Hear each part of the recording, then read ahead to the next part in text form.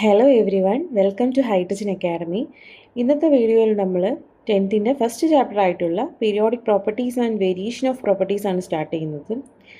Periodic properties എന്ന് പറയുന്നത് 10th വളരെ ഇമ്പോർട്ടൻ്റ് ആയിട്ടുള്ളൊരു ചാപ്റ്ററാണ്. ബോർഡ് എക്സാംസിന് ഒരു 10 മാർക്സ് വരെ നമുക്ക് എക്സ്പെക്റ്റ് ചെയ്യാവുന്ന ഒരു ചാപ്റ്ററാണ് പീരിയോഡിക് പ്രോപ്പർട്ടീസ് എന്ന് പറയുന്നത്.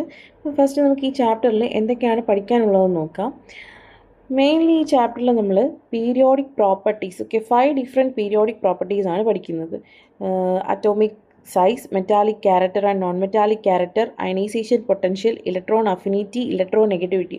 ഒരു 5 ഡിഫറെൻറ്റ് പീരിയോഡിക് പ്രോപ്പർട്ടീസും ഇതിൻ്റെ എല്ലാം ഗ്രൂപ്പിലെയും പീരീഡിലെയും, ഒരു പീരിയോഡിക് ടേബിളിൽ ഗ്രൂപ്പിലും പീരീഡിലും ഉള്ള ഇതിൻ്റെ ട്രെൻഡ് എങ്ങനെയാണ്. ഇപ്പം എക്രോസ് ഒരു ഗ്രൂപ്പ് പോകുന്ന സമയത്ത് എക്രോസ് എ പീരീഡ് പോകുന്ന സമയത്ത് ഇത് ഇൻക്രീസ് ചെയ്യുകയാണോ, പീരിയോഡിക് പ്രോപ്പർട്ടി ഏതെങ്കിലും ഒരു പർട്ടിക്കുലർ പ്രോപ്പർട്ടി എടുത്താൽ അത് ഇൻക്രീസ് ചെയ്യുകയാണോ അല്ലെങ്കിൽ അത് ഡിക്രീസ് ചെയ്യുകയാണോ, ഡൗൺ എ ഗ്രൂപ്പ് പോകുന്ന സമയത്ത് ഒരു പീരിയോഡിക് പ്രോപ്പർട്ടി ഇൻക്രീസ് ചെയ്യുകയാണോ ഡിക്രീസ് ചെയ്യുകയാണോ, ഇങ്ങനെയുള്ള കാര്യങ്ങളൊക്കെയാണ് നമ്മൾ മെയിനായിട്ടും ഈ ചാപ്റ്ററിൽ പഠിക്കാനുള്ളത്. ഓക്കെ, പിന്നെ ഈ പറയുന്ന പീരിയോഡിക് പ്രോപ്പർട്ടീസിൻ്റെയൊക്കെ ഡെഫിനീഷൻസ് പഠിച്ചു വയ്ക്കുക. ഇതൊക്കെ ഒരു മാർക്കിനൊക്കെ നമുക്കിപ്പോൾ ഡെഫിനീഷൻസ് തന്നിട്ട് ഇത് ഇതിൻ്റെ വൺ ടേം ഏതാണ്, എങ്ങനെ എഴുതാനുള്ള ക്വസ്റ്റ്യൻസൊക്കെ വരാനുള്ള പോസിബിലിറ്റീസ് ഉണ്ട്.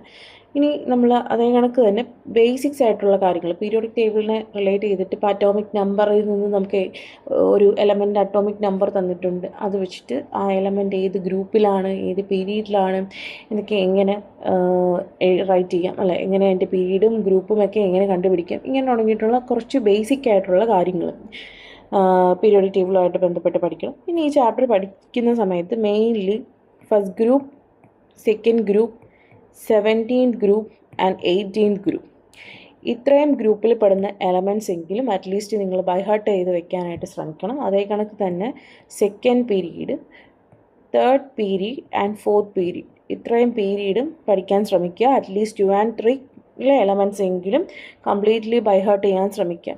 പിന്നെ അപ് ടു 20 വരെയുള്ള elements, atomic number up to 20 വരെയുള്ള എലമെൻറ്റ്സ് പ്രോപ്പറായിട്ട് ബൈഹാർട്ട് ചെയ്ത് വെച്ചിരിക്കണം. അങ്ങനെ ചെയ്യുകയാണെന്നുണ്ടെങ്കിൽ ഈ ചാപ്റ്ററിൽ നിന്ന് വരുന്ന ക്വസ്റ്റ്യൻസ് അറ്റൻഡ് ചെയ്യാനായിട്ട് വളരെ ഈസി ആയിരിക്കും. ഓക്കെ, സോ നമുക്ക് ചാപ്റ്ററിലോട്ട് പോവാം. ഫസ്റ്റ് നമുക്ക് ഒരു എലമെൻറ്റ് എന്താണെന്ന് നോക്കാം. What is an element? Okay, element is A pure substance made up of only one type of atom. ഒരേ ടൈപ്പ് ആറ്റം കൊണ്ടുണ്ടാക്കിയിരിക്കുന്ന പ്യുവർ സബ്സ്റ്റൻസസിനെയാണ് എലമെൻറ്റ്സ് എന്ന് വിളിക്കുന്നത്. ഓക്കെ, എക്സാമ്പിളായിട്ട് നമ്മളൊരു ഓക്സിജൻ എന്ന് പറയുന്ന എലമെൻ്റ് എടുത്ത്, ഇപ്പോൾ ഓക്സിജനകത്ത് ഏത് ആറ്റങ്ങൾ മാത്രമേ ഉണ്ടായിരിക്കുള്ളൂ? ഓക്സിജൻ ആറ്റംസ്, ഉള്ളി ഓക്സിജൻ ആറ്റംസ് മാത്രമേ എന്ത് ചെയ്യത്തുള്ളൂ? ഓക്സിജൻ എന്ന് പറയുന്ന എലമെൻറ്റിൽ പ്രസൻ്റ് ആയിട്ടുള്ളൂ. സോ ഒരേ ടൈപ്പ് ഓക്സിജൻ ആറ്റംസ് കൊണ്ടുണ്ടാക്കിയിരിക്കുന്ന പ്യുവർ ആയിട്ടുള്ള സബ്സ്റ്റൻസ് ആണ് എന്ത്? ഓക്സിജൻ എന്ന് പറഞ്ഞ എലമെൻറ്റ്. അതെനിക്ക് നമ്മൾ ഗോൾഡ് എന്ന് പറഞ്ഞ എലമെൻറ്റ് എടുത്തു കഴിഞ്ഞാൽ എന്താണ്? ഗോൾഡിൻ്റെ ആറ്റംസ് മാത്രമേ അതിൽ പ്രസൻ്റ് ആയിട്ടുണ്ടാവും. അയൺ എടുത്തു കഴിഞ്ഞാൽ ഇങ്ങനെ ഒള്ളി അയൺ ആറ്റംസ് മാത്രമേ അതിൽ പ്രസൻ്റ് ആവത്തുള്ളൂ. Okay, so pure substances made up of only one type of atom, ഒരേ ടൈപ്പ് ആറ്റങ്ങൾ കൊണ്ടുണ്ടാക്കിയിരിക്കുന്ന പ്യുവർ സബ്സ്റ്റൻസസിനെയാണ് എന്തെന്ന് വിളിക്കുന്നത്? എലമെൻറ്റ്സ് എന്ന് നമ്മൾ വിളിക്കുന്നത്. ഓക്കെ, ഇനി ഈ എലമെൻറ്റ്സിൻ്റെ സ്റ്റഡീസൊക്കെ കുറച്ച് ഈസി ആക്കാൻ വേണ്ടിയിട്ട് കുറേ സയൻറ്റിസ്റ്റുകൾ ഈ എലമെൻറ്റ്സിനെ ഡിഫറെൻറ്റ് രീതികളിൽ ക്ലാസിഫൈ ചെയ്യാനായിട്ട് ശ്രമിച്ചിട്ടുണ്ട്. അങ്ങനെയുള്ള കുറച്ച് ക്ലാസിഫിക്കേഷൻസ് നമുക്കിവിടെ പഠിക്കാനുണ്ട്. അതിൽ നിന്ന് എങ്ങനെ മോഡേൺ പീരിയോഡിക് ടേബിളിലോട്ട് എത്തി, അങ്ങനെയുള്ള കാര്യങ്ങളൊക്കെ നമുക്ക് നെക്സ്റ്റ് ആയിട്ട് നോക്കാം. അപ്പോൾ ഫസ്റ്റ് എലമെൻറ്റ്സിൻ്റെ ക്ലാസിഫിക്കേഷൻ നോക്കാം. ആദ്യമായിട്ട് എലമെൻറ്റ്സിനെ ക്ലാസിഫൈ ചെയ്ത സയൻറ്റിസ്റ്റാണ് ഡോബ്രൈനർ എന്ന് പറയുന്നത്. ഡോബ്രൈനർ 1817 എലമെൻറ്റ്സിനെ ക്ലാസിഫൈ ചെയ്തത്.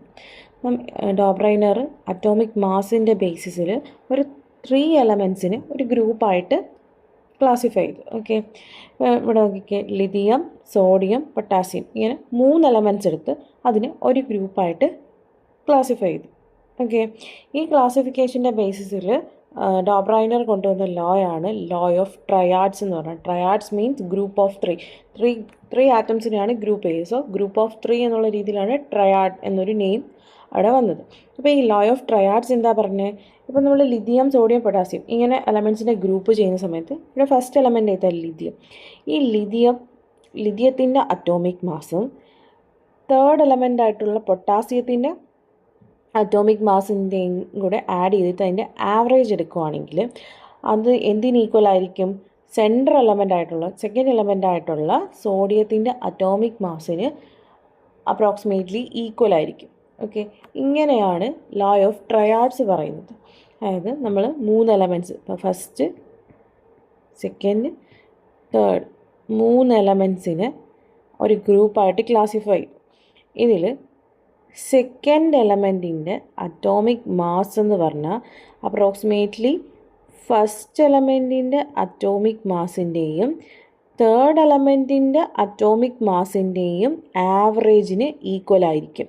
ഇതാണ് ലോ ഓഫ് ട്രയാഡ്സ് എന്ന് പറയുന്നത്. ഓക്കെ, ഇതിൻ്റെ ബേസിസിലാണ് ഡോബ്രൈനർ എന്ത് ചെയ്തത്, എലമെൻറ്റ്സിനെ ഗ്രൂപ്പ് ഓഫ് 3 ആയിട്ട് ക്ലാസിഫൈ ചെയ്തത്. പക്ഷേ ഇത് ഹയർ എലമെൻറ്റ്സിലോട്ട് പോയ സമയത്ത് എന്ത് ചെയ്തില്ല, ഈ ലോ വർക്കൗട്ട് ആയില്ല. സോ കംപ്ലീറ്റ്ലി ഡോബ്രൈനറിൻ്റെ ലോ കംപ്ലീറ്റ്ലി ഡിസ്കാർഡഡ് ആയിപ്പോയി. അതിനുശേഷം നെക്സ്റ്റ് ആയിട്ട് എലമെൻറ്റ്സിനെ ക്ലാസിഫൈ ചെയ്തൊരു സയൻറ്റിസ്റ്റാണ് ന്യൂലാൻഡ് എന്ന് പറയുന്നത്. ഓക്കെ, ന്യൂലാൻഡ് 1866 എലമെൻറ്റ്സിനെ അറ്റോമിക് മാസിൻ്റെ ഇൻക്രീസിങ് ഓർഡറിൽ അറേഞ്ച് ചെയ്തു.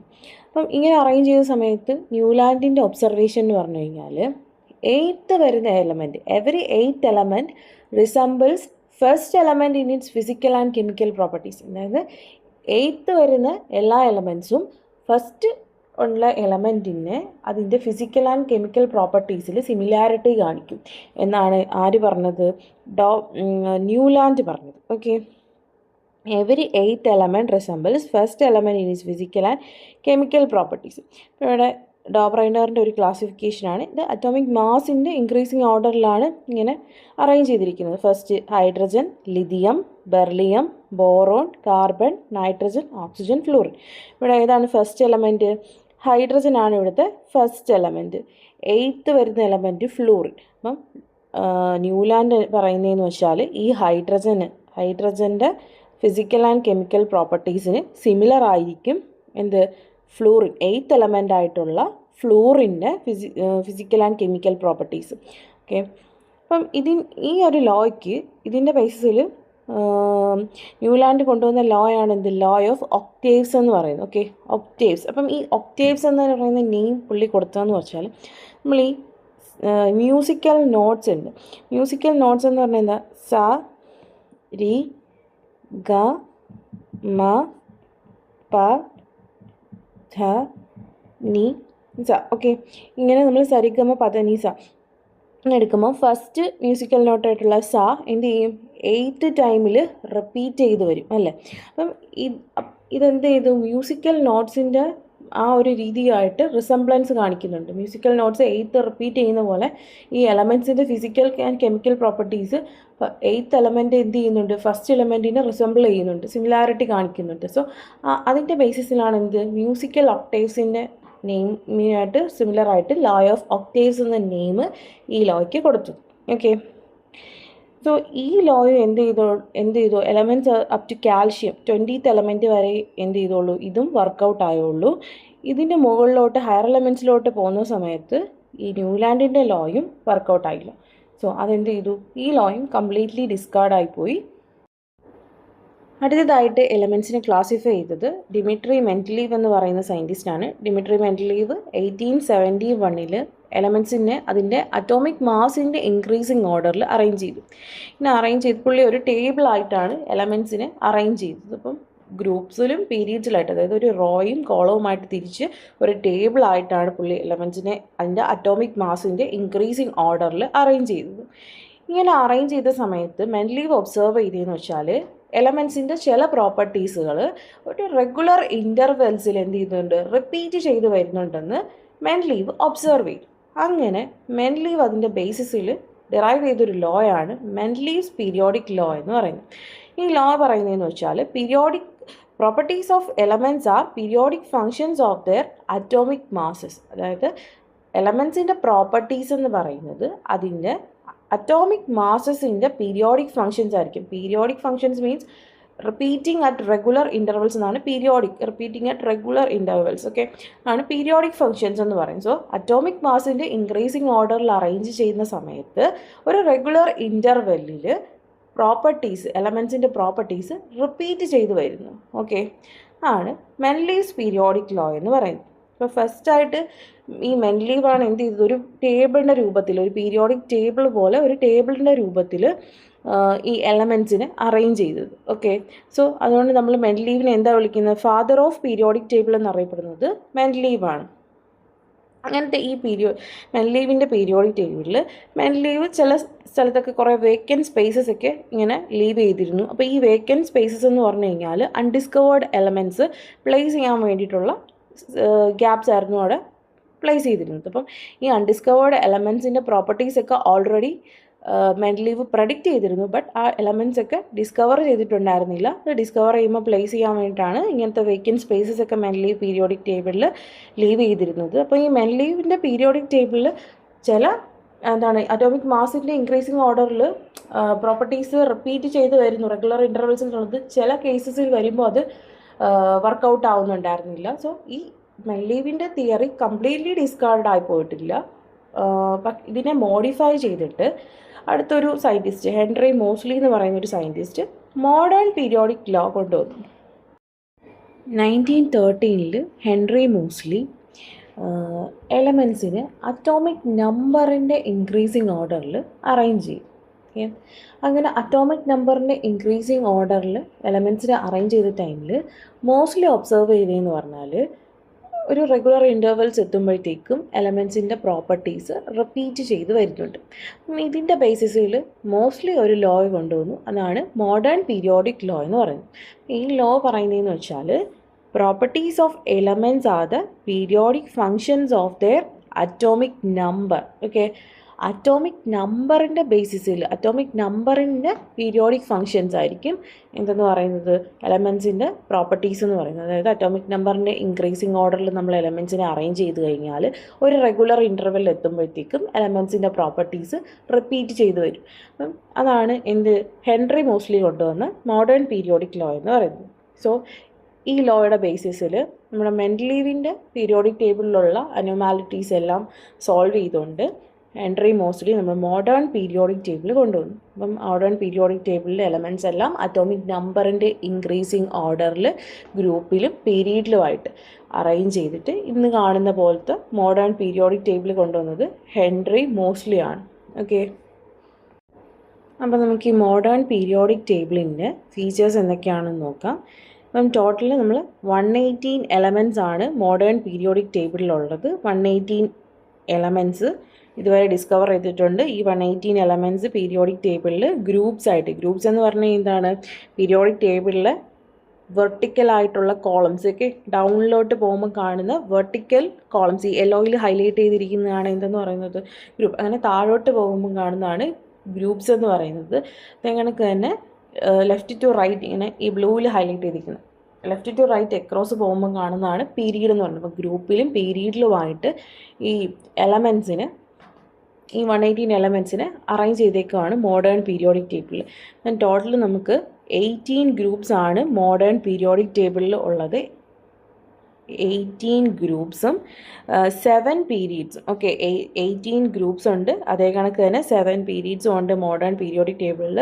എലമെൻസിനെയൊക്കെ പീരീഡും ഗ്രൂപ്പുമായിട്ട് അറേഞ്ച് ചെയ്തിട്ടുണ്ട്. ടോട്ടൽ 118 എലമെൻറ്റ്സ് അറ്റോമിക് നമ്പറിൻ്റെ ഇൻക്രീസിങ് ഓർഡറിൽ അറേഞ്ച് ചെയ്തിരിക്കുകയാണ് മോഡേൺ പീരിയോഡിക് ടേബിളിൽ. നെക്സ്റ്റ് നമുക്ക് ഗ്രൂപ്പിനെ പറ്റി നോക്കാം. ഗ്രൂപ്പ് എന്ന് വെച്ചാൽ എന്താണ്? വെർട്ടിക്കൽ കോളംസിനെ പീരിയോഡിക് ടേബിളിൽ നമ്മൾ ഡൗണിലോട്ട് പോകുമ്പോൾ കാണുന്ന വെർട്ടിക്കൽ കോളംസ് ആണ് എന്തെന്ന് പറയുന്നത്. Vertical columns in a periodic ടേബിളാണ് ഗ്രൂപ്പ്സ് എന്ന് പറയുന്നത്. ടോട്ടൽ നമുക്ക് 18 ഗ്രൂപ്പ്സ് ആണ് ഒരു പീരിയോഡിക് ടേബിളിൽ ഉള്ളത്. ഓക്കെ, ഇനി നമുക്ക് ഓരോ ഗ്രൂപ്പ്സിനെ പറ്റി നോക്കാം. നമ്മൾ ഫസ്റ്റ് ഗ്രൂപ്പ് എന്ന് പറഞ്ഞു കഴിഞ്ഞാൽ അതിനെ വിളിക്കുന്ന നെയിമാണ് alkali metals. Okay, first group periodic ടേബിളിലെ ഫസ്റ്റ് ഗ്രൂപ്പാണ് ആൽക്കലി മെറ്റൽസ്. ഈ ഗ്രൂപ്പിന് ആൽക്കലി മെറ്റൽസ് എന്നൊരു നെയിം വന്നതിൻ്റെ റീസൺ എന്ന് പറഞ്ഞാൽ ഈ ഗ്രൂപ്പിൽ പെടുന്ന എലമെൻറ്റ്സ് വാട്ടറുമായിട്ട് റിയാക്ട് ചെയ്യുമ്പോഴത്തേക്കും സ്ട്രോങ് ആൽക്കലീസിനെ പ്രൊഡ്യൂസ് ചെയ്യും. അതുകൊണ്ടാണ് ഇവരെ ആൽക്കലി മെറ്റൽസ് എന്നുള്ളൊരു നെയിം വന്നത്. നെക്സ്റ്റ് സെക്കൻഡ് ഗ്രൂപ്പ് എലമെൻറ്റ്സിനെ വിളിക്കുന്ന നെയിമാണ് alkaline earth metals. Okay, alkaline earth metals. Next ഈ ഗ്രൂപ്പ് 3 to 12, ഈ 3 to 12 വരെയുള്ള ഇത്രയും ഗ്രൂപ്പ്സിനെയാണ് നമ്മൾ ട്രാൻസിഷൻ എലമെൻറ്റ്സ് എന്ന് വിളിക്കുന്നത്. Okay, transition elements. Transition elements. Then 13th ഗ്രൂപ്പിനെയാണ് ബോറോൺ ഫാമിലി എന്ന് വിളിക്കുന്നത്. 14th ഗ്രൂപ്പ് എലമെൻറ്റ്സ് ആണ് കാർബൺ ഫാമിലി. 15th ഗ്രൂപ്പ് എലമെൻറ്റ്സിന് നൈട്രജൻ ഫാമിലി. 16th ഗ്രൂപ്പ് എലമെൻറ്റ്സിന് ഓക്സിജൻ ഫാമിലി എന്നും 17th ഗ്രൂപ്പ് എലമെൻറ്റ്സിന് ഹാലോജൻസ് ആൻഡ് 18th ഗ്രൂപ്പ് എലമെൻറ്റ്സിനെ എന്ന് വിളിക്കും നോബിൾ ഗ്യാസസ് അല്ലെങ്കിൽ inert gases. Noble gases or inert gases എന്ന് വിളിക്കുന്നത് ഈ 18th ഗ്രൂപ്പ് എലമെൻറ്റ്സിനാണ്. ഈ 18th ഗ്രൂപ്പിനെ 0 ഗ്രൂപ്പ് എന്നും വിളിക്കും. ഇതിൻ്റെ റീസൺ എന്ന് പറഞ്ഞാൽ ഇവരുടെ വാലൻസി 0 ആണ്. സോ അതിനെ 0 ഗ്രൂപ്പ് എന്നും വിളിക്കും. അതേ കണക്ക് തന്നെ ഇതിനെ പറയുന്ന നെയിമാണ് noble gases, inert gases, rare gases എന്നെല്ലാം പറയുന്നത് 18th ഗ്രൂപ്പ് എലമെൻറ്റ്സ് ആണ്. ഓക്കെ, ഇനി ഇവിടെ ഒരു സെപ്പറേറ്റ് ആയിട്ടൊരു ഗ്രൂപ്പാണ്, അതായത് ഈ ട്രാൻസിഷൻ എലമെൻറ്റ്സ് എന്ന് പറഞ്ഞതിൽ നിന്ന് സെപ്പറേറ്റ് ചെയ്ത് ഇവിടെ കാണിച്ചിരിക്കുന്നതാണ് ഇന്നർ ട്രാൻസിഷൻ എലമെൻറ്റ്സ്. ഇവർ വിളിക്കുന്നതാണ് ഇന്നർ ട്രാൻസിഷൻ എലമെൻറ്റ്സ്. ഈ ഇന്നർ ട്രാൻസിഷൻ എലമെൻറ്റ്സ് 2 സെറ്റ് ഉണ്ട്. ഫസ്റ്റ് സെറ്റിനെയാണ് ലാന്തനൈറ്റ്സ്, സെക്കൻഡ് സെറ്റിനെയാണ് ആക്ടിനൈറ്റ്സ് എന്ന് വിളിക്കുന്നത്. ഓക്കെ, അപ്പം ഇതിനെപ്പറ്റി ഒന്നും ഡീറ്റെയിൽഡ് ആയിട്ട് പഠിക്കേണ്ട. ഇനി first group elements, second group elements, then group 13 to 17 ഇത്രയും എലമെൻറ്റ്സിനെ ഒരുമിച്ച് ചേർത്ത് പറയുന്നതാണ് റെപ്രസെൻറ്റേറ്റീവ്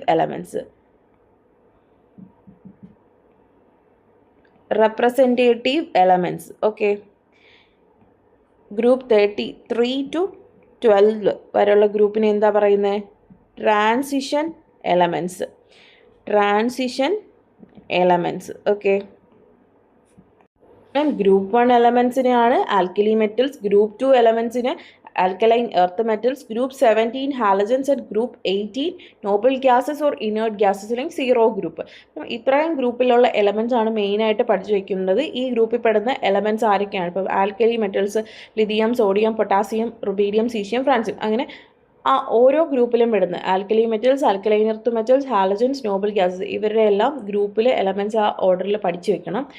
ഇനി നമ്മൾ ഈ 1 to 13 to 17, ഓക്കെ, 1, 2, 13, 14, 15, 16 and 17 ഇത്രയും എലമെൻറ്റ്സിനെ, ഇത്രയും ഗ്രൂപ്പിനെയും കൂടെ ചേർത്തിട്ട് വിളിക്കുന്നതാണ് റെപ്രസെൻറ്റേറ്റീവ് എലമെൻറ്റ്സ്. ഓക്കെ, ഇനി എലമെൻറ്റ്സ് 3 to 12 വരെയുള്ള ഗ്രൂപ്പിലുള്ള എലമെൻറ്റ്സിനെയാണ് നമ്മൾ എന്ത് വിളിക്കുന്നത്? ട്രാൻസിഷൻ എലമെൻറ്റ്സ് എന്ന് വിളിക്കുന്നത്. നെക്സ്റ്റ് നമുക്കൊരു പീരീഡ് എന്താണെന്ന് നോക്കാം. ഒരു പീരിയോഡിക് ടേബിൾ എടുത്തു കഴിഞ്ഞാൽ അതിനകത്തുള്ള ഹൊറിസോണ്ടൽ ആയിട്ടുള്ള റോസ്, ഇങ്ങനെ കാണുന്ന ഹൊറിസോണ്ടൽ റോസിനെയാണ് എന്തെന്ന് പറയുന്നത്? പീരീഡ്സ് എന്ന് പറയുന്നത്. ടോട്ടൽ 7 പീരീഡ്സ് ആണ് ഒരു പീരിയോഡിക് ടേബിളിൽ 7 പീരീഡ്സ് ആണ് ഉള്ളത്. അപ്പം പീരിയോഡിക് ടേബിളിലെ ഏറ്റവും ഷോർട്ടസ്റ്റ് ആയിട്ടുള്ള പീരീഡ് എന്ന് പറയുന്നത് ഫസ്റ്റ് പീരീഡാണ്. ഫസ്റ്റ് പീരീഡിൽ ആകെ 2 എലമെൻറ്റ്സ് മാത്രമേ ഉണ്ടായിരിക്കുള്ളൂ, ഹൈഡ്രജൻ ആൻഡ് ഹീലിയം 2 എലമെൻറ്റ്സ് മാത്രമാണുള്ളത്. ദെൻ സെക്കൻഡ് പീരീഡിൽ 8 elements, lithium, beryllium, boron, carbon, nitrogen, oxygen, fluorine neon വരുന്നതാണ് സെക്കൻഡ് പീരീഡ്. ആൻഡ് തേർഡ് പീരീഡിലും 8 എലമെൻറ്റ്സ്. അപ്പം ഈ പറയുന്ന ഈ 2 and 3 പീരീഡ് 2ഉം 3 അതിനകത്തുള്ള എലമെൻറ്റ്സ് ബൈഹേർട്ട് ചെയ്ത് വെക്കാൻ ശ്രമിക്കുക. ഫോർത്ത് പീരീഡ് ബൈഹേർട്ട് ചെയ്യണമെന്നില്ല, എന്നാലും എലമെൻറ്റ്സ് എന്താണെന്ന് മനസ്സിലാക്കുന്നെങ്കിൽ നല്ലത്. ബട്ട് 2 and 3 ബൈഹേർട്ട് ചെയ്ത് വെക്കുക. അപ് ടു കാൽഷ്യം വരെയുള്ള എലമെൻറ്റ്സ്, അറ്റോമിക് നമ്പറിൻ്റെ ഇൻക്രീസിങ് ഓർഡറിൽ അപ് ടു കാൽഷ്യം വരെ 1 to 20 എലമെൻറ്റ്സ് ഏതൊക്കെയാണെന്നും ബൈഹേർട്ട് ചെയ്ത് പഠിക്കുക. അതേ കണക്ക് തന്നെ group 1, group 2, group 17 and group 18 alkali metals, alkaline earth metals, halogens, inert gases ഇതിൻ്റെ 4ൻ്റെയും ഗ്രൂപ്പിൽ പെടുന്ന എലമെൻറ്റ്സ് ഏതൊക്കെയാണെന്നും ബൈഹേർട്ട് ചെയ്ത് വെച്ചാൽ ഈ പോർഷൻസിൽ നിന്നുള്ള ക്വസ്റ്റ്യൻസ് അറ്റംപ്റ്റ് ചെയ്യാനായിട്ട് ഈസി ആയിരിക്കും.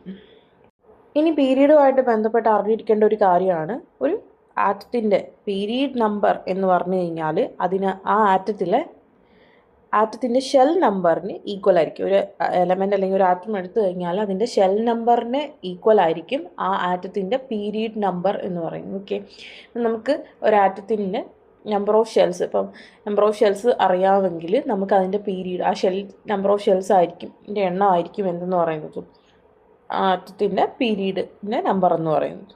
ഓക്കെ, ഇനി നമ്മൾ പീരിയോഡിക് ടേബിൾ ഹെൻറി മോസ്ലിയുടെ പീരിയോഡിക് ടേബിൾ പഠിച്ച സമയത്ത് പറഞ്ഞു ഹെൻറി മോസ്ലി അറ്റോമിക് നമ്പറിൻ്റെ ഇൻക്രീസിങ് ഓർഡറിലാണ് എലമെൻസിനെ പീരിയോഡിക് ടേബിളിൽ അറേഞ്ച് ചെയ്തിരിക്കുന്നത്. സോ നമുക്കൊരു അറ്റോമിക് നമ്പർ, ഒരു ആറ്റത്തിൻ്റെ അറ്റോമിക് നമ്പർ എന്ന് പറഞ്ഞാൽ എന്താണ്? അറ്റോമിക് നമ്പർ എന്ന് പറഞ്ഞാൽ ഒരു ആറ്റത്തിലുള്ള നമ്പർ ഓഫ് പ്രോട്ടോൺസ് അല്ലേ. നമ്മളൊരു ആറ്റം എടുത്തു കഴിഞ്ഞാൽ ഒരു ആറ്റത്തിന് അതിനകത്ത് പ്രസൻ്റ് ആയിട്ടുള്ള പാർട്ടിക്കിൾസ് എന്തൊക്കെയാണ്? പ്രോട്ടോൺസും ന്യൂട്രോൺസും പ്രസൻ്റ് ആയിട്ടുണ്ട്. അതേ കണക്ക് തന്നെ അതിന് ചുറ്റും ഷെൽസ് ഉണ്ട്. ഷെൽസിൽ ഇലക്ട്രോൺസും പ്രസൻ്റ് ആയിട്ടുണ്ട് അല്ലേ.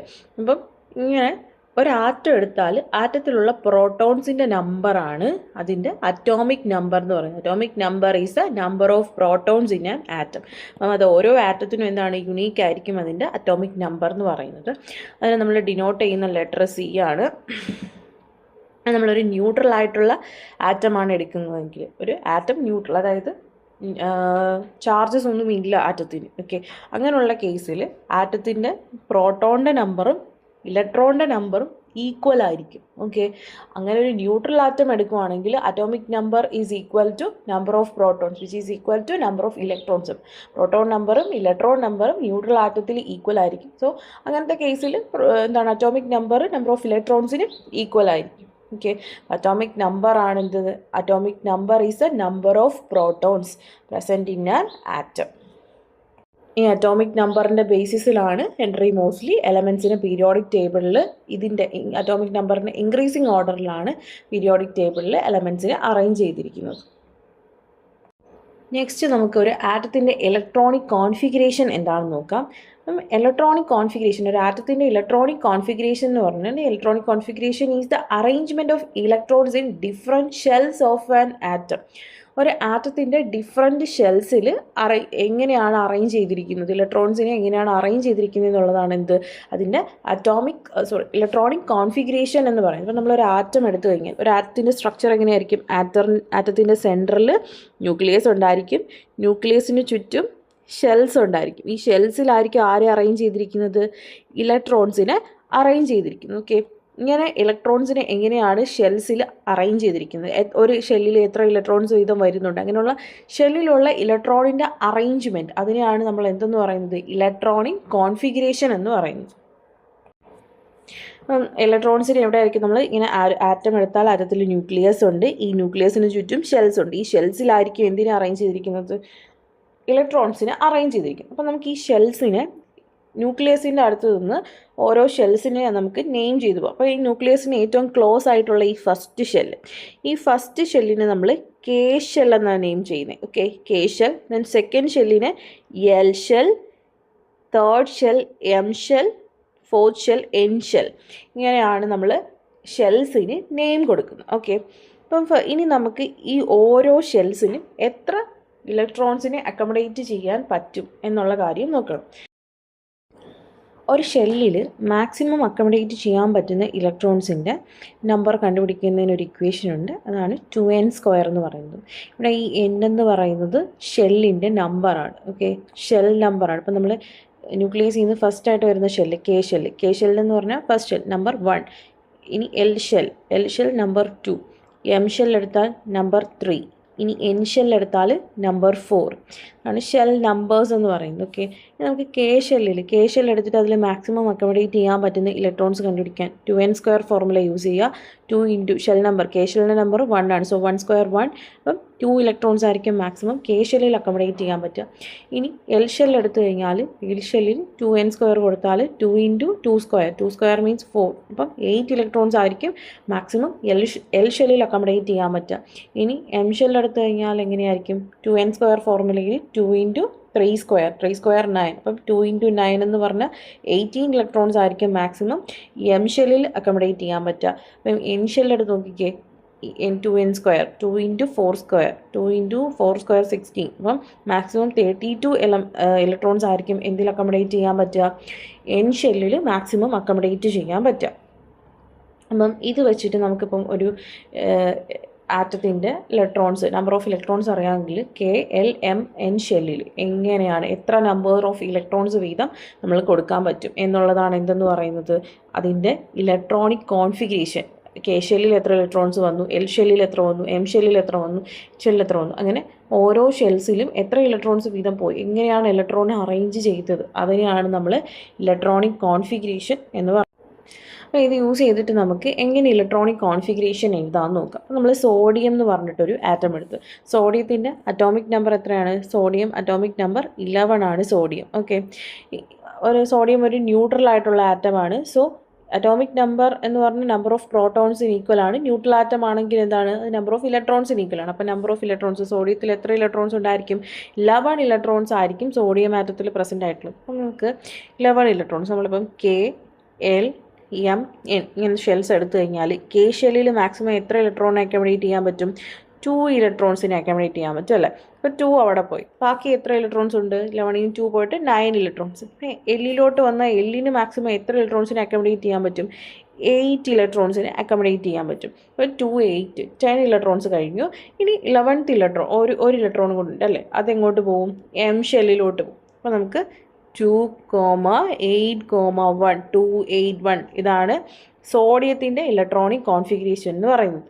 ഓക്കെ, ഇനി നമ്മൾ പറഞ്ഞു K ഷെല്ലിൽ മാക്സിമം 2 ഇലക്ട്രോൺസ്, L ഷെല്ലിൽ മാക്സിമം 8 ഇലക്ട്രോൺസ്, M ഷെല്ലിൽ മാക്സിമം 18 ഇലക്ട്രോൺസ്, N ഷെല്ലിൽ മാക്സിമം 32 ഇലക്ട്രോൺസ്. ഇങ്ങനെയാണ് അറേഞ്ച് ചെയ്തതെന്ന് നമ്മൾ പറഞ്ഞു. പക്ഷേ നമുക്ക് ഈ ചാപ്റ്ററിൽ അപ് ടു കാൽഷ്യം വരെയുള്ള എലമെൻറ്റ്സ് ആണ് നമുക്ക് പഠിക്കാനുള്ളത്. അപ്പോൾ ഈ കാൽഷ്യം വരെ ഉള്ള എലമെൻറ്റ്സിൻ്റെ കേസ് വരുന്ന സമയത്ത് ഒരു എക്സെപ്ഷൻ ഉണ്ട്. നമ്മൾ M ഷെല്ലിൽ മാക്സിമം 8 ഇലക്ട്രോൺസ് മാത്രമേ എന്ത് ചെയ്യത്തുള്ളൂ? അപ് ടു കാൽഷ്യം വരെയുള്ള എലമെൻറ്റ്സിന് ഫിൽ ചെയ്യത്തുള്ളൂ. ഓക്കെ, അപ്പോൾ നമ്മൾ അപ് ടു കാൽഷ്യം വരെയുള്ള എലമെൻറ്റ്സിൻ്റെ കോൺഫിഗറേഷൻ എഴുതുവാണെങ്കിൽ K ഷെല്ലിൽ 2 ഇലക്ട്രോൺസ്, L ഷെല്ലിലും 8 ഇലക്ട്രോൺസ്, M ഷെല്ലിലും മാക്സിമം 8 ഇലക്ട്രോൺസേ ഫിൽ ചെയ്യത്തുള്ളൂ. ഓക്കെ, 9 10 11 അപ് ടു 18 വരെ ഇലക്ട്രോൺസ് ഫില്ല് ചെയ്ത് പോകത്തില്ല. അപ് ടു 8 ഇലക്ട്രോൺസ് വരെ നമ്മൾ മാക്സിമം M ഷെല്ലിൽ ഫില്ല് ചെയ്യത്തുള്ളൂ അപ് ടു കാൽഷ്യം വരെയുള്ള എലമെൻറ്റ്സിന്. ഓക്കെ, അതൊരു എക്സെപ്ഷനാണ്, അത് ശ്രദ്ധിച്ച് വയ്ക്കുക. അപ്പം നമുക്ക് ഒരു എലമെൻറ്റിൻ്റെ ഇലക്ട്രോണിക് കോൺഫിഗറേഷൻ എഴുതണമെങ്കിൽ ഫസ്റ്റ് നമ്മൾ ആ എലമെൻറ്റിൻ്റെ അറ്റോമിക് നമ്പർ ഫൈൻഡ് ഔട്ട് ചെയ്യുക. അറ്റോമിക് നമ്പറിൽ നിന്ന് നമുക്ക് എന്തോ കിട്ടും? ഒരു ന്യൂട്രൽ ആറ്റം ആണെങ്കിൽ നമ്പർ ഓഫ് പ്രോട്ടോണും നമ്പർ ഓഫ് ഇലക്ട്രോണും ഈക്വൽ ആയിരിക്കും. സോ അതിൽ നിന്ന് നമുക്ക് നമ്പർ ഓഫ് ഇലക്ട്രോൺസ് കിട്ടും. ഓക്കെ, ഇലക്ട്രോൺ നമ്പറിനെ കിട്ടിക്കഴിഞ്ഞാൽ നമ്മൾ എന്ത് വേണം? ഇലക്ട്രോൺസ് നമ്മൾ K L M N ഷെൽസിലായിട്ട് അറേഞ്ച് ചെയ്യണം. ഓക്കെ, K ഷെല്ലിലോട്ട് മാക്സിമം 2 ഇലക്ട്രോൺസ്, L ഷെല്ലിലോട്ട് മാക്സിമം 8 ഇലക്ട്രോൺസ്, M ഷെല്ലിൽ മാക്സിമം 18 ഇലക്ട്രോൺസ് വരെ പോകുന്നു. പക്ഷേ എന്താണ് നമ്മൾ പഠിച്ചു? അപ് ടു കാൽഷ്യം വരെയുള്ള എലമെൻറ്റ്സിന് എക്സെപ്ഷൻ ഉണ്ട്. M ഷെല്ല് മാക്സിമം 8 ഇലക്ട്രോൺസ് മാത്രമേ അക്കോമഡേറ്റ് ചെയ്യത്തുള്ളൂ. നെക്സ്റ്റ് നമുക്ക് ഓരോ ഷെൽസിലും എത്ര ഇലക്ട്രോൺസ് ഒന്ന് കിട്ടിക്കഴിഞ്ഞാൽ നമ്മൾ എന്ത് ചെയ്യണം? അതിനിങ്ങനെ ഇപ്പോൾ ഫസ്റ്റ് ഷെല്ലിൽ 2 ആണെങ്കിൽ ഇപ്പം സോഡിയം എടുത്തപ്പോൾ നമ്മൾ എഴുതി 2 8 1 അല്ലേ? ഇങ്ങനെ കോമ ഇട്ടിട്ട് 2, 8, 1 ഇതാണ് എന്തെന്ന് പറയുന്നത്? ഇങ്ങനെയാണ് ഒരു ഇലക്ട്രോണിക് കോൺഫിഗറേഷൻ നമ്മൾ എഴുതുന്നത്. ഇപ്പം നമ്മൾ നൈട്രജൻ എടുക്കുവാണെങ്കിൽ നൈട്രജൻ്റെ അറ്റോമിക് നമ്പർ 7 ആണ് അല്ലേ? 7 എന്ന് പറയുമ്പോൾ ന്യൂട്രൽ ആറ്റമാണ് നൈട്രജൻ. സോ ഇലക്ട്രോണിൻ്റെ നമ്പറും എത്രയായിരിക്കും? നമ്പർ ഓഫ് ഇലക്ട്രോൺസും 7 ആയിരിക്കും. അപ്പം ഫസ്റ്റ് K ഷെല്ലിൽ എത്ര ഇലക്ട്രോൺസ് പോകും? 2 ഇലക്ട്രോൺസ് പോകും. ഇനി L ഷെല്ല് എടുത്തു കഴിഞ്ഞാൽ Lൽ ബാക്കി 2ൻ്റെ ബാക്കി 5 ഇലക്ട്രോൺസ് ഉള്ളത് അല്ലേ? 5 ഇലക്ട്രോൺസ് L ഷെല്ലിൽ ഫില്ല്. അപ്പോൾ എൻ്റെ കോൺഫിഗറേഷൻ എങ്ങനെ എഴുതും? 2 5 എന്ന് കോൺഫിഗറേഷൻ എഴുതാം. ഇനി കാൽഷ്യം എടുക്കാം. കാൽഷ്യം എന്ന് പറയുമ്പോൾ അറ്റോമിക് നമ്പർ 20 ആണ്. സോ നമ്പർ ഓഫ് ഇലക്ട്രോൺസ് എത്രയായിരിക്കും? നമ്പർ ഓഫ് ഇലക്ട്രോൺസ് ഇതിൽ 20 ആയിരിക്കും. ഇനി K ഷെല്ലിലോട്ട് വരികയാണെങ്കിൽ K ഷെല്ലിൽ മാക്സിമം എത്ര ഇലക്ട്രോൺ ഫില്ല് ചെയ്യാം? നമുക്ക് 2 ഇലക്ട്രോൺസിനെ കൊടുക്കാം അല്ലേ? ഇനി L ഷെല്ലിലോട്ട് പോവുകയാണെങ്കിൽ L ഷെല്ലിൽ മാക്സിമം എത്ര ഇലക്ട്രോൺസിനെ ഫില്ല് ചെയ്യാൻ പറ്റും? മാക്സിമം 8 ഇലക്ട്രോൺസിനെ ഫില്ല് ചെയ്യാൻ പറ്റും. അപ്പം 10 ഇലക്ട്രോൺസ് കഴിഞ്ഞു. ഇനി M ഷെല്ലിലോട്ട് പോവുകയാണെങ്കിൽ എത്ര ഇലക്ട്രോൺസിന് ഫില്ല് ചെയ്യാൻ പറ്റും? ആക്ച്വലി M ഷെല്ലിൻ്റെ കപ്പാസിറ്റി 2n² ഫോർമുല യൂസ് ചെയ്താൽ 18 ആണ്. ബട്ട് അപ് ടു കാൽഷ്യം വരെയുള്ള എലമെൻസിൻ്റെ കേസിൽ എക്സെപ്ഷൻ ഉണ്ട്. M ഷെല്ലിൽ എത്ര ഇലക്ട്രോൺസേ ഫില്ല് ആവത്തുള്ളൂ? 8 ഇലക്ട്രോൺസേ ഫില്ല് ആവത്തുള്ളൂ. ഓക്കെ, സോ 8 ഇലക്ട്രോൺസ് നമ്മളിവിടെ ഫില്ല് ചെയ്തു. 9th ഇലക്ട്രോൺ നമ്മളിവിടെ ഫില്ല് ചെയ്യില്ല. 9th ഇലക്ട്രോൺ എങ്ങോട്ടാണ് പോകുന്നത്? N ഷെല്ലിലോട്ടാണ് പോകുന്നത്. സോ ഇനി 8 + 8 16 + 2 18 ഇലക്ട്രോൺസ് നമ്മൾ ഫില്ല് ചെയ്തു. ഇനി 2 ഇലക്ട്രോൺസ് ഉണ്ട്. ആ 2 ഇലക്ട്രോൺസ് N ഷെല്ലിലോട്ട് പോകും. ഓക്കെ, 2 ഇലക്ട്രോൺസ് ഇങ്ങോട്ട് പോയി. അപ്പം 2 8 8 2 ഇതാണ് എന്തെന്ന് പറയുന്നത്? കാൽഷ്യത്തിൻ്റെ ഇലക്ട്രോണിക് കോൺഫിഗറേഷൻ എന്ന് പറയുന്നത്. നെക്സ്റ്റ് നമുക്ക് വാലൻസ് ഇലക്ട്രോൺസ് എന്താണെന്ന് നോക്കാം. അപ്പോൾ വാലൻസ് ഇലക്ട്രോൺസ് എന്ന് പറഞ്ഞാൽ എന്താണ്? Number of electrons present in the outer most shell of an atom. ഒരു ആറ്റത്തിൻ്റെ ഔട്ടർ മോസ്റ്റ് ഷെല്ലിൽ ഫില്ലാവുന്ന ഇലക്ട്രോൺസിൻ്റെ നമ്പറാണ് വാലൻസ് ഇലക്ട്രോൺസ് എന്ന് പറയുന്നത്. ഓക്കെ, ഇപ്പം നമ്മൾ നേരത്തെ നൈട്രജൻ പഠിച്ചു. നൈട്രജൻ്റെ കോൺഫിഗറേഷൻ 2,5 ആണ്. ഓക്കെ, 2,5. ഇതിൽ ഔട്ടർ മോസ്റ്റ് ഷെൽ ഏതാണ്? എൽ ഷെല്ല അല്ലേ? അതിനകത്ത് ഫില്ലായിട്ടുള്ള ഇലക്ട്രോൺസ് എത്രയാണ്? 5 ഇലക്ട്രോൺസ് ആണ് ഫില്ലായിട്ടുള്ളത്. സോ ഇവിടുത്തെ വാലൻസ് ഇലക്ട്രോൺസിൻ്റെ നമ്പർ എത്രയാണ്? വാലൻസ് ഇലക്ട്രോൺസിൻ്റെ നമ്പർ എന്ന് പറയുന്നത് 5 ആണ്. Number of വാലൻസ് electrons present in nitrogen atom is 5. Calcium നോക്കിക്കേ, 2882 ആണ് കാൽഷ്യത്തിൻ്റെ ഇലക്ട്രോണിക് കോൺഫിഗറേഷൻ എന്ന് പറയുന്നത്. സോ കാൽഷ്യത്തിൻ്റെ ഔട്ടർ മോസ്റ്റ് ഷെല്ലിൽ 2 ഇലക്ട്രോൺസ് ആണ് ഫില്ലായിട്ടുള്ളത്. സോ വാലൻസ് ഇലക്ട്രോൺ എത്രയാണ്? വാലൻസ് ഇലക്ട്രോൺ എന്ന് പറയുന്നത് 2 ആണ്. ഓക്കെ, അപ്പം ഒരു ആറ്റത്തിൻ്റെ വാലൻസ് ഇലക്ട്രോൺസ് എന്ന് പറഞ്ഞാൽ ഔട്ടർ മോസ്റ്റ് ഷെല്ലിൽ ഫില്ലാവുന്ന ഇലക്ട്രോൺസിൻ്റെ നമ്പറാണ് വാലൻസ് ഇലക്ട്രോൺസ് എന്ന് പറയുന്നത്. ഈ വാലൻസ് ഇലക്ട്രോൺസ് ആണ് ഒരു ആറ്റത്തിൻ്റെ കെമിക്കൽ പ്രോപ്പർട്ടീസ് ഒക്കെ ഡിറ്റർമൈൻ ചെയ്യുന്നത്. അതേ കണക്ക് തന്നെ റിയാക്ടിവിറ്റിയും എല്ലാം ഡിറ്റർമൈൻ ചെയ്യുന്ന ഒരു ഇമ്പോർട്ടൻ്റ് ആയിട്ടുള്ള ഒരു ഫാക്ടറാണ് എന്തെന്ന് പറയുന്നത്? വാലൻസ് ഇലക്ട്രോൺസ് എന്ന് പറയുന്നത്. ഇനി നമുക്കൊരു ആറ്റത്തിൻ്റെ ഇലക്ട്രോണിക് കോൺഫിഗറേഷൻസ് തന്നിട്ടുണ്ടെങ്കിൽ അതിൽ നിന്ന് എന്തൊക്കെ ഫാക്ടേഴ്സ് നമുക്ക് ഫൈൻഡ് ഔട്ട് ചെയ്യാം എന്ന് നോക്കാം. അപ്പം നമ്മൾ നേരത്തെ പഠിച്ചൊരു ആറ്റം എടുക്കാം, നൈട്രജൻ. ഓക്കെ, നമ്മൾ നൈട്രജൻ്റെ ഇലക്ട്രോണിക് കോൺഫിഗറേഷൻ എന്താ പഠിച്ചത്? നൈട്രജൻ്റെ ഇലക്ട്രോണിക് കോൺഫിഗറേഷൻ 2,5 ആണെന്ന് പഠിച്ചല്ലേ? അപ്പം നമ്മൾ ഇങ്ങനെ ഒരു ആറ്റത്തിൻ്റെ ഇലക്ട്രോണിക് കോൺഫിഗറേഷൻ തന്നാൽ നമുക്ക് ആദ്യമായിട്ട് അതിൽ നിന്ന് കണ്ടുപിടിക്കാൻ പറ്റുന്നൊരു ഫാക്ടറാണ് ആറ്റത്തിൻ്റെ പീരീഡ് നമ്പർ എന്ന് പറയുന്നത്. ഏത് പീരീഡിലാണ് ആ ആറ്റം വരുന്നതെന്ന് നമുക്ക് കണ്ടുപിടിക്കാം. അപ്പം നമ്മൾ നൈട്രജൻ 2,5. ഓക്കെ, എത്ര ഷെൽസിലാണ് ഇലക്ട്രോൺസ് ഫില്ലായിട്ടുള്ളത്? 2 ഷെൽസിലാണ് ഇലക്ട്രോൺസ് ഫില്ലായിട്ടുള്ളത്. ഓക്കെ, അപ്പം ഒരാറ്റത്തിൻ്റെ പീരീഡ് നമ്പർ എന്ന് പറഞ്ഞാൽ അതിൻ്റെ നമ്പർ ഓഫ് ഷെൽസ്, ഒരാറ്റത്തിൽ എത്ര ഷെൽസ് ഉണ്ട് എന്നതിന് ഈക്വൽ ആയിരിക്കും എന്തെന്ന് പറയുന്നത്? പീരീഡ് നമ്പർ എന്ന് പറയുന്നത്. സോ ഇപ്പോൾ നൈട്രജൻ്റെ കേസിൽ 2 ഷെൽസാണ് പ്രസൻ്റ് ആയിട്ടുള്ളത്. സോ നൈട്രജൻ്റെ പീരീഡ് നമ്പർ എത്രയായിരിക്കും? പീരീഡ് നമ്പർ 2 ആയിരിക്കും നൈട്രജൻ്റെ. ഇനി നമ്മൾ കാൽഷ്യം നേരത്തെ പഠിച്ചല്ലേ? കാൽഷ്യം 2882. ഈ കാൽഷ്യത്തിൽ എത്ര ഷെല്ലുണ്ട്? 4 ഷെൽസ് വന്നിട്ടുണ്ടല്ലേ? 4 ഷെൽസിലായിട്ടാണ് ഇലക്ട്രോൺസ് ഫില്ലായിട്ടുള്ളത്. സോ കാൽഷ്യം ഏത് പീരീഡിലായിരിക്കും വരുന്നത്? 4th പീരീഡിലായിരിക്കും വരുന്നത്. അതായത് ഒരു ഇലക്ട്രോണിക് കോൺഫിഗറേഷൻ തന്നാൽ അതിൽ നിന്ന് നമുക്ക് നമ്പർ ഓഫ് ഷെൽസ് കിട്ടും. നമ്പർ ഓഫ് ഷെൽസിന് ഈക്വൽ ആയിരിക്കും എന്തെന്ന് പറയുന്നത്? പീരീഡ് നമ്പർ എന്ന് പറയുന്നത്. ഓക്കെ, സോ നമുക്ക് ഇലക്ട്രോണിക് കോൺഫിഗറേഷനിൽ നിന്ന് കണ്ടുപിടിക്കാൻ പറ്റുന്ന ഫസ്റ്റ് ഫാക്ടറാണ് എന്തെന്ന് പറയുന്നത്? പീരീഡ് നമ്പർ എന്ന് പറയുന്നത്. നെക്സ്റ്റ് നമുക്കൊരു ആറ്റത്തിൻ്റെ ഇലക്ട്രോണിക് കോൺഫിഗറേഷൻ അറിയാമെങ്കിൽ അതിൽ നിന്ന് എന്ത് കണ്ടുപിടിക്കാൻ പറ്റും? ഗ്രൂപ്പ് നമ്പർ കണ്ടുപിടിക്കാൻ പറ്റും. അപ്പോൾ ഈ ഗ്രൂപ്പ് നമ്പർ എങ്ങനെയാണ് കണ്ടുപിടിക്കുന്നത്? ഒരു ആറ്റത്തിൻ്റെ ഔട്ടർ മോസ്റ്റ് ഷെല്ലിൽ വരുന്ന വാലൻസ് ഇലക്ട്രോൺസ് നോക്കണം. വാലൻസ് ഇലക്ട്രോൺസിൻ്റെ നമ്പർ 1 or 2. 1ഉം 2 ആണെങ്കിൽ എന്താണ്? 1 ആണെന്നുണ്ടെങ്കിൽ ഗ്രൂപ്പ് 1ലായിരിക്കും ആ എലമെൻറ്റ് ബിലോങ് ചെയ്യുന്നത്. നമ്പർ 2 ആണ്, വാലൻസ് ഇലക്ട്രോൺസിൻ്റെ നമ്പർ 2 ആണെങ്കിൽ ഗ്രൂപ്പ് 2ൽ പെട്ട എലമെൻ്റ് ആയിരിക്കും അത്. ഓക്കെ, അപ്പം വാലൻസ് ഇലക്ട്രോൺസിൻ്റെ നമ്പർ വെച്ചിട്ട് ഗ്രൂപ്പ് 1ഉം ഗ്രൂപ്പ് 2 ആണെങ്കിൽ എന്തായിരിക്കും? വാലൻസ് ഇലക്ട്രോൺസിൻ്റെ നമ്പറിന് ഈക്വൽ ആയിരിക്കും ഗ്രൂപ്പ് നമ്പർ എന്ന് പറയുന്നത്. ഇപ്പം എക്സാമ്പിളായിട്ട് നമ്മൾ നേരത്തെ സോഡിയം പഠിച്ചിരുന്നു. സോഡിയത്തിൻ്റെ ഇലക്ട്രോണിക് കോൺഫിഗറേഷൻ എന്താണ്? 281. ഓക്കെ, ഔട്ടർ മോസ്റ്റ് ഷെല്ലിൽ 1 ഇലക്ട്രോൺ. അപ്പോൾ സോഡിയം ഏത് ഗ്രൂപ്പിലാണ് വരുന്നത്? ഫസ്റ്റ് ഗ്രൂപ്പിലാണ് വരുന്നത്. അതേ കണക്ക് നമ്മൾ പഠിച്ചിരുന്നത് കാൽഷ്യം അറ്റോമിക് നമ്പർ 20. കോൺഫിഗറേഷൻ എന്നാണ് 2882 ആയിരുന്നു കോൺഫിഗറേഷൻ. ഔട്ടർ മോസ്റ്റ് ഷെല്ലിൽ എത്ര ഇലക്ട്രോൺസ് ഫില്ലായി? 2 ഇലക്ട്രോൺസ്. വാലൻസ് ഇലക്ട്രോൺസ് 2 ആണ്. സോ അത് സെക്കൻഡ് ഗ്രൂപ്പിൽ പെടുന്ന എലമെൻ്റ് ആണ്. ഓക്കെ, ഈ ഒരു കണ്ടീഷൻ എന്ന് പറഞ്ഞാൽ ഗ്രൂപ്പ് 1ൻ്റെയും 2ൻ്റെയും കേസിൽ മാത്രമാണ് ആപ്ലിക്കബിൾ ആയിട്ടുള്ളത്. ഇനി നമ്മൾ ഗ്രൂപ്പ് 13 to 18 വരെ എടുക്കുവാണെങ്കിൽ 13 to 18 ഇങ്ങനത്തെ ഉള്ള കേസിൽ ഔട്ടർ മോസ്റ്റ് ഷെല്ലിൽ വരുന്ന ഇലക്ട്രോൺസ്, ഇപ്പോൾ വാലൻസ് ഇലക്ട്രോൺസിൻ്റെ കൂടെ നമ്മൾ 10 കൂട്ടണം. ഓക്കെ, ഇപ്പോൾ നമുക്ക് ഔട്ടർ മോസ്റ്റ് ഷെല്ലിൽ 3 ഇലക്ട്രോണാണ് വന്നതെങ്കിൽ 3 + 10 13th ഗ്രൂപ്പിലായിരിക്കും ആ എലമെൻറ്റ് ബിലോങ് ചെയ്യുന്നത്. അപ്പോൾ നമുക്ക് ഇപ്പോൾ നൈട്രജൻ നമുക്ക് എടുക്കാം. നൈട്രജൻ്റെ ഇലക്ട്രോണിക് കോൺഫിഗറേഷൻ നമുക്ക് എന്താ കിട്ടിയത്? 2,5 ആയിരുന്നു അല്ലേ? അപ്പോൾ ഔട്ടർ മോസ്റ്റ് ഷെല്ലിൽ 5 ഇലക്ട്രോൺ. അപ്പോൾ നൈട്രജൻ ഏത് ഗ്രൂപ്പിലാണെന്ന് അറിയണമെങ്കിൽ നമ്മൾ 10 കൂട്ടുക. വാലൻസ് ഇലക്ട്രോൺസിൻ്റെ കൂടെ 10 കൂട്ടുക. അപ്പോൾ 10 + 5, അത് ഏത് ഗ്രൂപ്പിലായിരിക്കും വരുന്നത്? 15th ഗ്രൂപ്പിലായിരിക്കും അത് വരുന്നത്. ഓക്കെ, ഇനി നമുക്ക് ഫ്ലൂറിൻ എടുക്കാം. Fluorine atomic number 9. Okay, configuration എന്തായിരിക്കും? 2 7 ആയിരിക്കും ഇലക്ട്രോണിക് കോൺഫിഗറേഷൻ എന്ന് പറയുന്നത്. അപ്പം അത് ഏത് ഗ്രൂപ്പിലാണ് വരുന്നതെന്ന് കണ്ടുപിടിക്കാൻ എന്ത് ചെയ്യും? ഈ വാലൻസ് ഇലക്ട്രോൺ ആയിട്ടുള്ള 7ൻ്റെ കൂടെ 10 കൂട്ടുക. 10 + 7. അപ്പം ഫ്ലൂറിൻ ഏത് ഗ്രൂപ്പിലായിരിക്കും? 17th ഗ്രൂപ്പിലായിരിക്കും ഫ്ലൂറിൻ വരുന്നത്.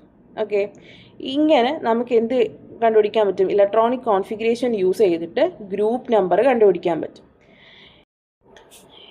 നെക്സ്റ്റ് നമുക്ക് ഇലക്ട്രോണിക് കോൺഫിഗറേഷനിൽ നിന്ന് കണ്ടുപിടിക്കാൻ പറ്റുന്ന ഒരു കാര്യമാണ് വാലൻസി എന്ന് പറയുന്നത്. ഓക്കെ, വാലൻസി എന്ന് വെച്ചാൽ എന്താണ്? നോർമലി എല്ലാ ആറ്റത്തിനും എന്താണ്? സ്റ്റേബിൾ ആവാനുള്ള ടെൻഡൻസി ഉണ്ടാകും. സ്റ്റെബിലിറ്റി അറ്റൈൻ ചെയ്യുക, അതായത് സ്റ്റെബിലിറ്റി അറ്റൈൻ ചെയ്യുക means outer most shell completely filled ആയിട്ട് നിൽക്കുക. അപ്പം ആണ് എന്ത് ചെയ്യുന്നത്? ഒരു ആറ്റത്തിന് സ്റ്റെബിലിറ്റി അറ്റൈൻ ചെയ്യുന്നത്. ഇങ്ങനെ സ്റ്റെബിലിറ്റി അറ്റൈൻ ചെയ്യാൻ വേണ്ടിയിട്ട് ഒരു ആറ്റംസ് ചിലപ്പോൾ ഇലക്ട്രോൺസിനെ ചിലപ്പോൾ ഗെയിൻ ചെയ്യും, ചിലപ്പോൾ ലൂസ് ചെയ്യും, ചിലപ്പോൾ ഷെയർ ചെയ്യും, ഇലക്ട്രോൺസിനെ ഷെയർ ചെയ്യും. ഇങ്ങനെ 3 ഡിഫറെൻറ്റ് രീതിയിലാണ് എന്ത് ചെയ്യുന്നത്?